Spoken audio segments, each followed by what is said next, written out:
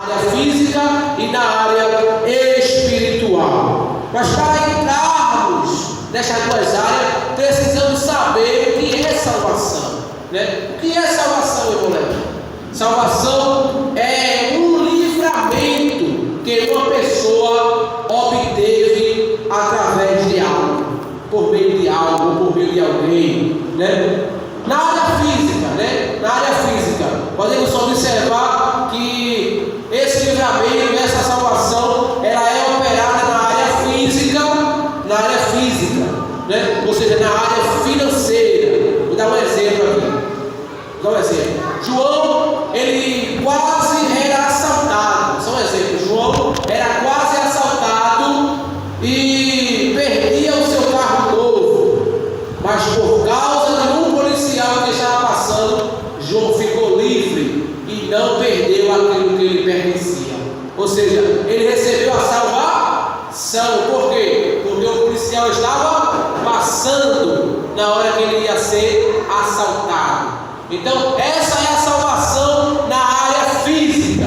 É quando alguém consegue livrar outrem de ser assaltado ou de alguma coisa que acontece nessa vida, né? Na área espiritual, né? A salvação, ela também abrange a área espiritual. É tipo assim, dá um exemplo também para você entender. Um crente em Jesus saiu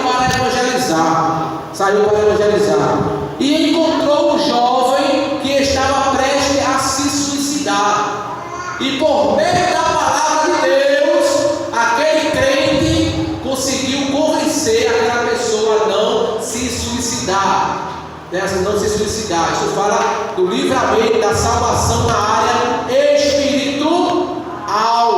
Mas é importante a gente entender, irmãos, que o principal salvador, o principal causador dos livramentos é o Senhor nosso Deus, né? O Senhor de toda a terra, o Criador dos céus e da terra. Dentro dessas duas áreas que existem, a área espiritual e a área física, o Senhor Deus, ele é o principal causador do livramento. Já tem uma palavra que diz que o pássaro não cai se não for a permissão de Deus, né? Se não for a permissão de Deus. Repito, não é Deus, ele é o causador principal dos livramentos obtidos pelo ser humano, seja na área financeira ou seja na área espiritual. Mas nesta noite, na doutrina de hoje, irmãos, eu quero falar sobre livramento na área espiritual, né? O tema é bem claro dizer salvação, o seu efeito e suas regras. Então aqui eu quero abranger a área espiritual, né? A área espiritual.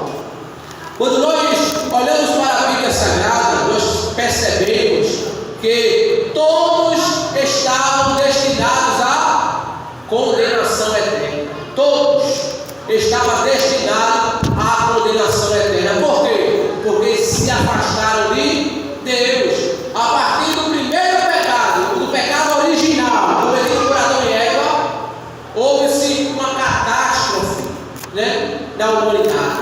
Uma grande desolação aconteceu, né, aonde o ser humano ficou afastado de Deus e não tinha condições de ser salvo. Capítulo 3 de Romanos, nós vamos entender isso com bastante clareza. Romanos capítulo 3, versículo 23. A Bíblia Sagrada, ela nos diz assim, olha só aí, Romanos 3 e 23. Eu vou ler, diz assim para o Senhor: porque todos pecaram e afastados estão da glória de Deus.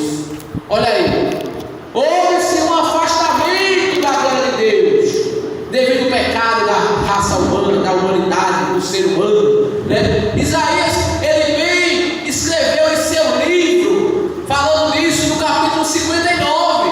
Se você abrir a sua Bíblia aí agora, 59 de Isaías, você vai ver no capítulo 59, versículo 1, que o Senhor disse na boca do profeta: porque a mão do Senhor não está encolhida para que não possa salvar, nem os seus ouvidos agravados para os poder ouvir. Mas, olha aí, versículo 2: mas as vossas iniquidades fazem separação entre vós e o vosso Deus, e os vossos pecados encobrem o seu rosto de vós, para que vos não ouça. Olha aí, houve-se uma separação devido ao pecado original de Adão e Eva. O ser humano já não podia mais se comunicar com Deus face a face, como no jardim do Éden. Já não se podia mais ter uma aproximação de Deus como se tinha no jardim do Éden. Sabe por quê? Porque o pecado destruiu tudo. A